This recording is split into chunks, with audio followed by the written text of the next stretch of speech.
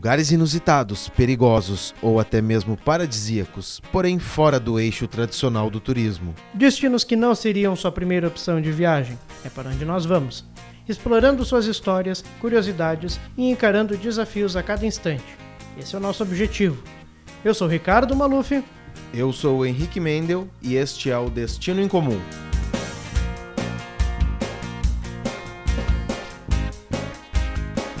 No episódio anterior, nós visitamos as profundezas da mina de sal de Wieliczka, no sul da Polônia.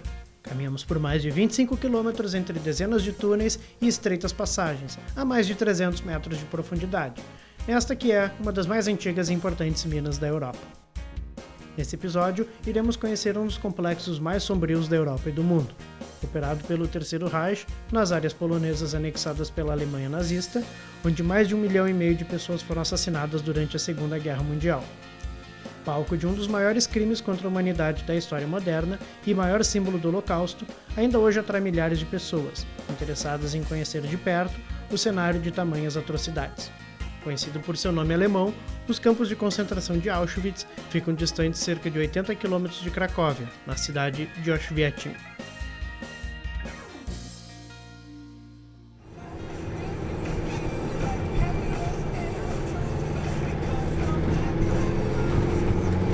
Cedo da manhã pegamos um micro-ônibus na estação central de Cracóvia, rumo a Auschwitz, o que levou aproximadamente 1 hora.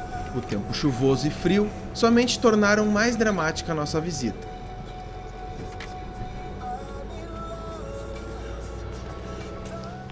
Depois de 1h30 de viagem, a gente chegou aqui no campo de Auschwitz, na cidade de Oświęcim. E agora que a gente vai começar a explorar, uma pena que está chovendo, vai atrapalhar um pouco a viagem, a exploração, mas vamos lá, gente. Quer muito conhecer, quer muito mostrar isso para vocês. Vamos lá. A frase que há mais de 70 anos recepciona a entrada do campo Auschwitz I não nos deixa dúvidas das más intenções dos nazistas. Arbeit macht frei, em português, o trabalho liberta. É de arrepiar a sensação de entrar em um local de onde sabemos que pouquíssimos sairão vivos. Alguns metros dali, outra placa informa aos visitantes outra política nazista. Caso algum prisioneiro fugisse, sua família seria trazida e mantida no campo em seu lugar, e seria obrigada a segurar cartazes informando do porquê estavam ali, servindo de exemplo aos demais prisioneiros.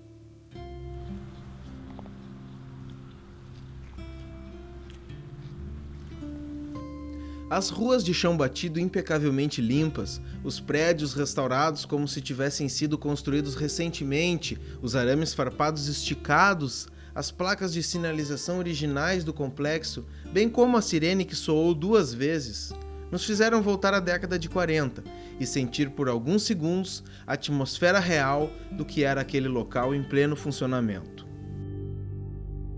A entrada nos campos é gratuita e tudo é mantido pelo governo polonês. A manutenção e a limpeza do lugar é impecável. E ainda há aparelho de tradução em diversas línguas para quem desejar explicações minuciosas sobre cada exposição.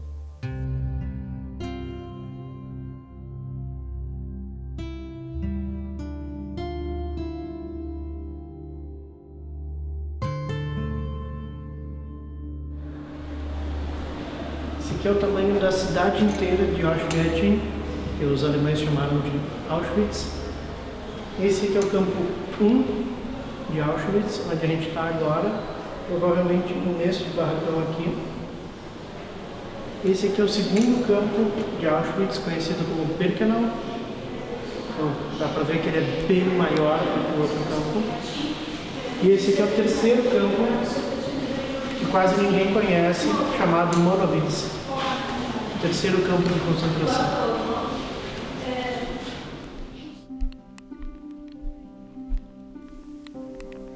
Diferente do campo de Birkenau, os barracões do campo de Auschwitz já existiam, já que antes da guerra, esse local era uma instalação militar polonesa. Com a invasão alemã, o campo foi transformado em prisão, inicialmente para presos políticos e posteriormente para judeus, ciganos, homossexuais e todo tipo de pessoa considerada inferior pelos padrões arianos. Construídos em alvenaria, esses prédios de 3 andares foram restaurados e atualmente abrigam exposições para visitantes compreenderem melhor a dimensão da barbárie que aqui aconteceu. Cada um desses barracões possui uma temática distinta, tendo alguns dedicados exclusivamente aos grupos que mais sofreram, como russos, poloneses, judeus e ciganos. Há também os barracões exclusivos com itens pessoais, roupas e documentos, o barracão que servia de prisão dentro da prisão e um outro que reconstitui como eram as condições dos prisioneiros do campo.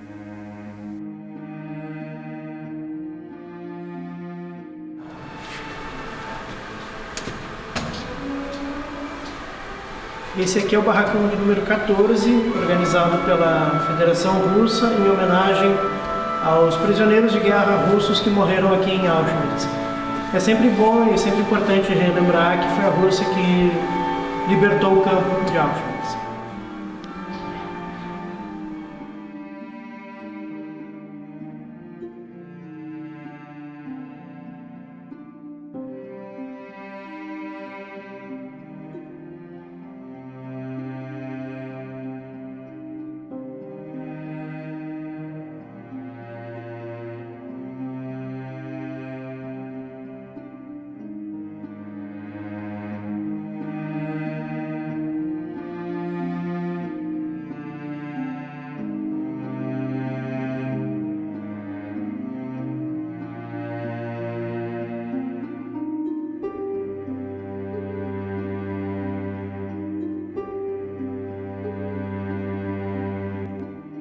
A sensação que se tem ao andar por esses corredores, tapados com fotografias de prisioneiros, é de uma atmosfera pesada. O ar pesa 1 tonelada. É realmente difícil respirar à medida que a cada sala nova em que se descobre mais objetos pessoais, vamos nos dando conta de que cada um desses itens representa uma ou até mesmo mais pessoas que morreram ali.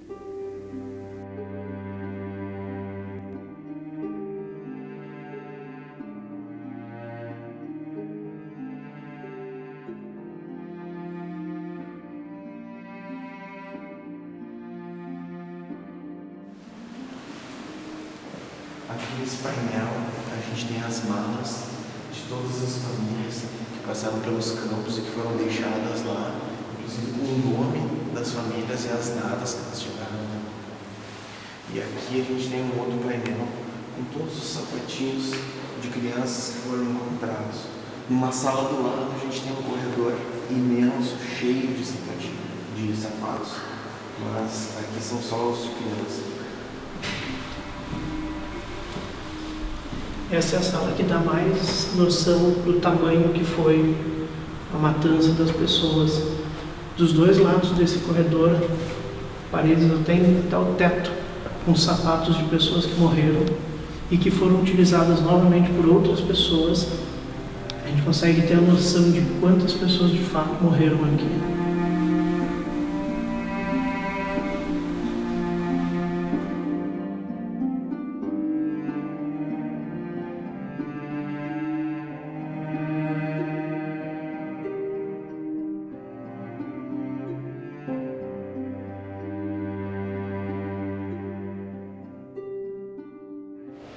Aqui tem exposto milhares de óculos que eles encontraram em todos os barracões.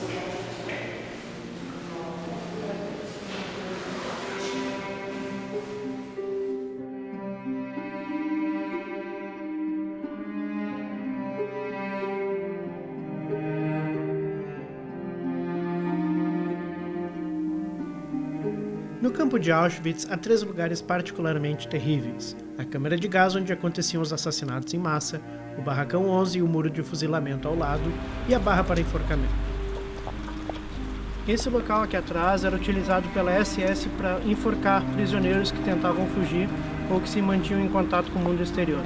No dia 19 de julho de 1943, 12 prisioneiros poloneses foram enforcados aqui por ajudar outros 3 prisioneiros a fugir.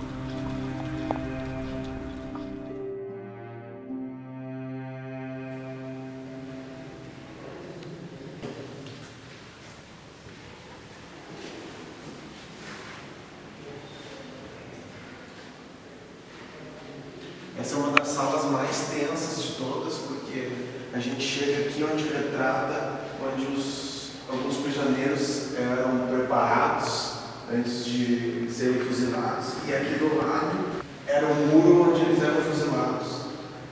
Ou seja, realmente muito tenso.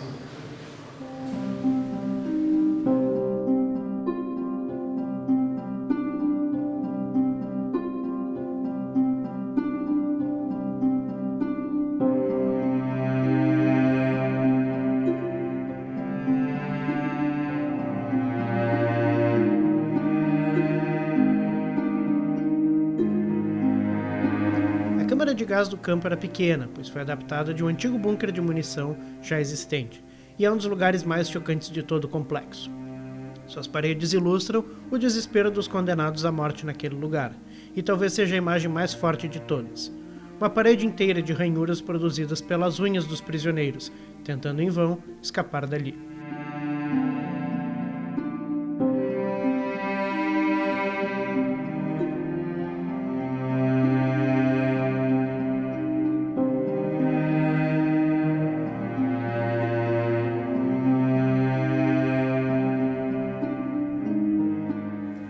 Além da câmara de gás, outro local terrível era o Barracão 11, onde funcionava a prisão do campo. Eram trazidos para este prédio os prisioneiros políticos, rebeldes e doentes que não podiam trabalhar, para que pudessem serem realizadas experiências científicas e torturas. Aqui aconteceu todo tipo de tortura, desde celas em que não entrava luz, celas em que não era possível deitar ou mesmo deixar o prisioneiro morrer de fome.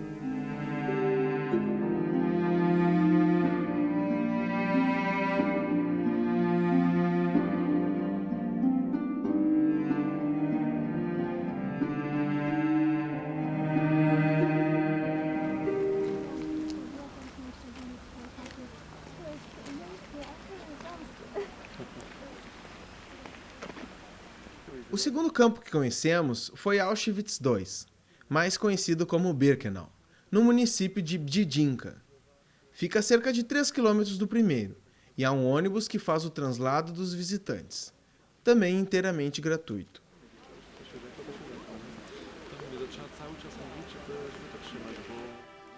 Os antigos trilhos que conduziam os trens carregados de prisioneiros campo adentro nos recepcionam desde o pórtico de entrada.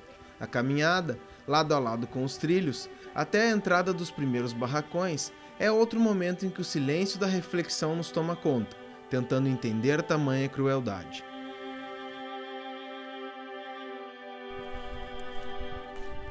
Those barracks that are destroyed, were they burned or they were just destroyed? Both. Both. Germans, when they already knew that they have to leave the place, they have to evacuate. They've destroyed many buildings. They were trying to Hide the evidence? Yeah, hide the evidence. That's what they did. That's why the first buildings that they have actually demolished were the gas chambers and so on, which were located to the end of the camp over there on the right-hand side. Um vagão solitário, em frente a uma das entradas da unidade masculina, mostra aos visitantes como as pessoas eram transportadas até ali. Diferentemente de Auschwitz, Birkenau teve boa parte de suas estruturas arruinadas e incendiadas pelos nazistas dias antes de serem libertados os campos, numa tentativa frustrada de serem encobertos os crimes ali cometidos.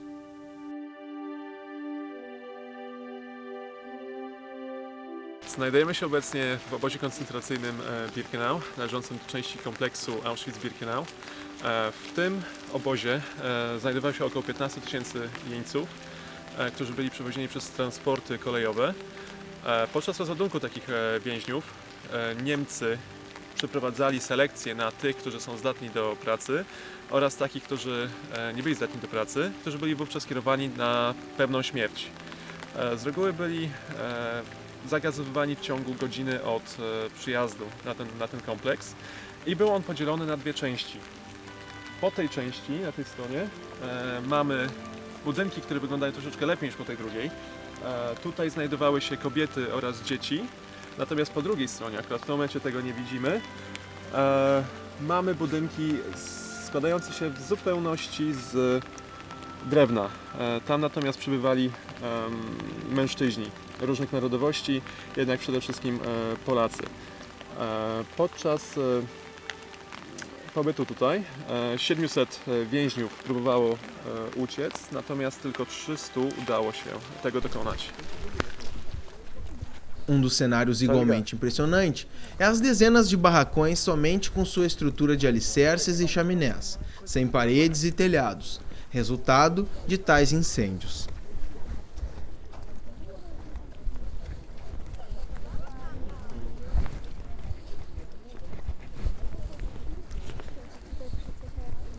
Birkenau era composto por centenas de barracões de madeira sem estrutura alguma, camas em formato triliche para até 12 pessoas por andar, com base de madeira e palha era o que os prisioneiros tinham, e haviam apenas 2 pequenos aquecedores em cada barracão, o que era totalmente insuficiente para manter as pessoas aquecidas no duro inverno polonês.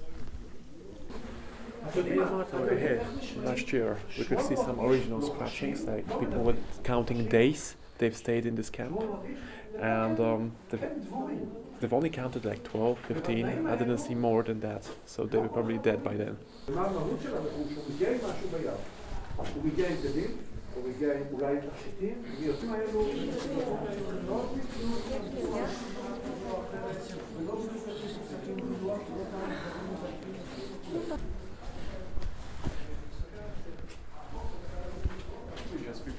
Sleeping on the floor, you never know. So that was the only chimney in the whole building. As you can imagine, it didn't really hit the whole space in here.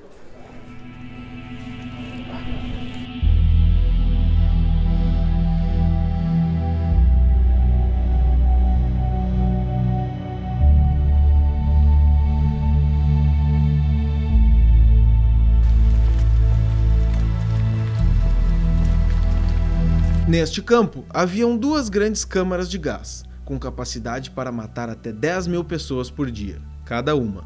Atualmente, há apenas os destroços, já que elas foram dinamitadas dias antes do campo ser libertado pelos russos. W tym momencie za mną znajdują się pozostałości po komorach gazowych, z których Niemcy korzystali w czasach okupacji. Tutaj właśnie tracono więźniów. Jednakże wyglądają one tak, jak wyglądają w tym momencie, gdyż Niemcy, kiedy dowiedzieli się o tym, że nadciąga odsiecz, że ich wojna została już przegrana, starali się zniszczyć wszelkie dokumenty i po prostu udowodnić, że takie rzeczy tutaj się nie działy, że tak naprawdę oni byli zawsze humanitarni i dobrzy dla tych swoich więźniów, co oczywiście jest nieprawdą. Acabamos nossa visita aos campos de concentração de Auschwitz ao final do dia, em uma área verde muito bonita, com árvores altas e gramado impecável, o que mais parecia um parque, se não fossem as torres de controle armado, arames eletrificados ao seu redor e as ruínas da câmara de gás ao fundo, nos lembrando a cada instante da visita da trágica história ao passar de suas décadas e da pesada energia que aquele cenário carrega.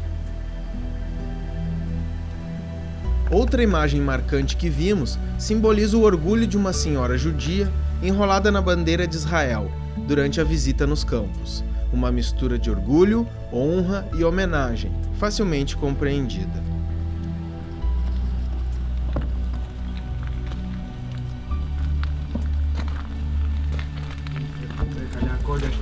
על גבילי התורה שנשחטו, שנקבעו ושנמחקו, שחלל גבורתם ושפך דמם בידיהם טמאות על קידוש השם. זכור אלוהים את נשמת אחינו בני ישראל. Ao fim dos trilhos, símbolo do campo de Birkenau, nos deparamos com uma celebração. Jovens judeus celebravam a memória de seus familiares em meio a rezas e cânticos. זכור אלוהים את עקדת העם, עם קדת אשר קדושי ישראל וגבורם מימי העולם, ויצרור בצרור החיים את נשמותיהם הנאהבים והנעימים בחייהם ומותם. עוד חוזר הניגון שזנחת לשווא, ודרך עודנה נפקחת לאורך, וענן בשמיו ואילן בגשמיו, מצפים עוד לך וברוח, והרוח תקום ותשמח וכבשת נדנדות, יעלו הברקים אליך, וכבשה והילד תהיינה עדות, שליטפת אותן והוספת ללחם. Ficamos alguns minutos por ali, curiosos por conhecer um pouco mais do que seria aquela celebração e como eles não permitem que este terrível evento histórico seja esquecido.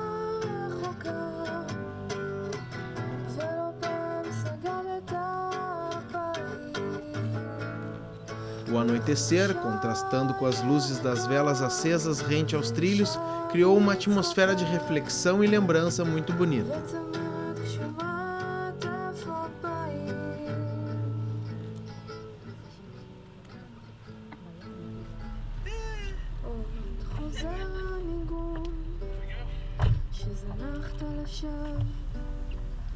Desnecessário dizer que tivemos um dia pesado.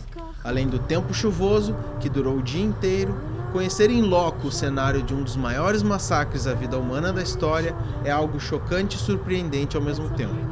Encerramos aqui nossa visita à Polônia e nos preparamos para ir para a nossa próxima parada, a Alemanha.